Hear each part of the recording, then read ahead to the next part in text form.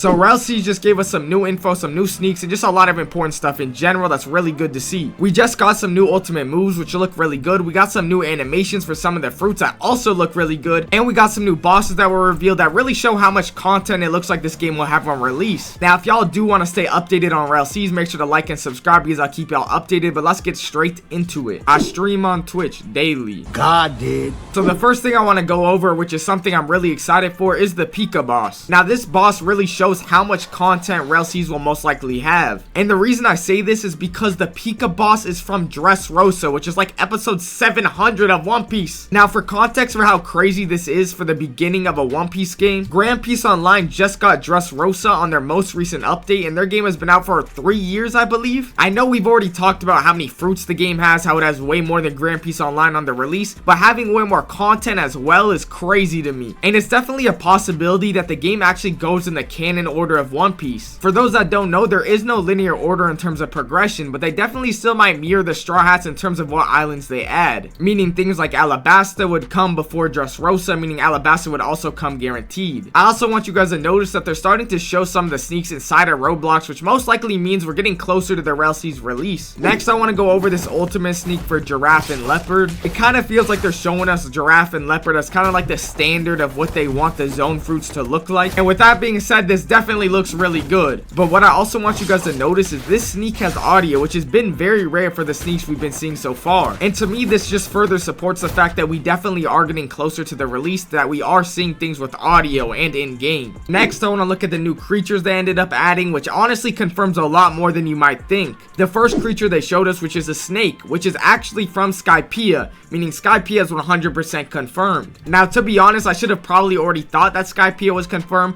but it's definitely nice to have 100% closure on it. Now another thing that I want to remind y'all of is all of these different creatures are most likely going to have armor sets and different types of weapons. I believe they did confirm this and they showed us some of the different types of weapons we would be getting. Now since we know that the progression will not be island to island, so it won't be linear, I wonder how this will exactly work. That will most likely mean all types of weapons are at least somewhat balanced and all types of armors are somewhat balanced, or I guess viable would be a better way to put it. And what I'm guessing is to get like end game type gear, you're gonna have to upgrade that armor you get, and it's not going to be something where you necessarily just get the best armor automatically. Now next I want to talk about these Buddha and Dragon / Kaido sneaks. Now the first thing I want to talk about is I'm not exactly sure if this Kaido model is used for a boss or it's only used for the fruit. For those that don't know, you're supposed to be able to customize your zone, so this will most likely be the model for the boss, and then we'll be able to get a variant of this model. Now for the Buddha model, obviously it's not textured, but it definitely does look really good still. Now what I'm noticing in this game in general is that the M1, especially on zones, do seem pretty slow, which is actually a good thing because there is a parry system and you most likely want slower M1s if you want the parry system to be viable. Now it would also look really weird if these big models were very sped up and fast at M1ing, so I do think it's a good thing overall. Now they also showed this flying fish mount, which actually further supports my point that there's probably going to be a lot of content in this game. For those that don't know, this mount is from the Sabaody arc, which is about episode like 500 I believe. Now this most likely confirms that Sabaody will be an island in the game, and I hope you have to go there to obtain this mount. And the main reason I say that is because that will actually give value to going to every island. Since the game isn't linear in progression, you want to have a reason to have to go to every island, and having a mount that can fly definitely adds a lot of value to the Sabaody island and a reason to go there. But now I want to look at these bunnies, which are from Drum Island, which is also Chopper's Island, and if you notice, the bunny is also inside of Roblox. But what I really think is important here, that this most likely means Drum Island is also being added, so I definitely think it's a possibility that they will add all of the early game islands, but it's definitely not confirmed or anything. Now I also want to look at the Seoul Sulfur, which also looks really good, but it does seem like they're making a big emphasis on Prometheus and Zeus, and I think that's actually a really good thing, because me personally, I think the abilities from them for the Seoul Sulfur are a lot cooler than the actual Seoul Sulfur abilities. But at the same time, how many abilities can you give them, because you also have to worry about the normal soul abilities. Either way, the fact that the Soul Fruit will most likely have fire moves, lightning moves, and soul moves is just kind of broken. Seems like it will be a really good fruit. I didn't even think I'd really want the Soul Fruit like that, but now thinking about it, I think it'd be a lot better than I thought it would. And I don't believe they said anything about how many moves there will be per fruit, so there really could be a wide variety of ranges per fruit, maybe like 5 to 8, I have no idea. In my opinion, I think it would be better if most fruits had a similar amount of moves for balancing reasons, obviously, but you could definitely do what like games like GPO do. When a fruit has less moves, lower the cooldown. I also want to mention something that a lot of people seem to not here, and that's the fact that the Rell Seas movie is canceled. I know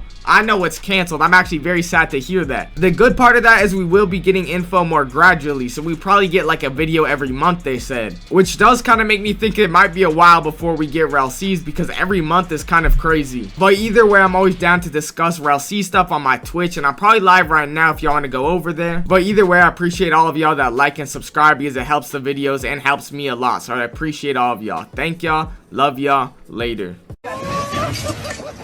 Life. There's Roblox.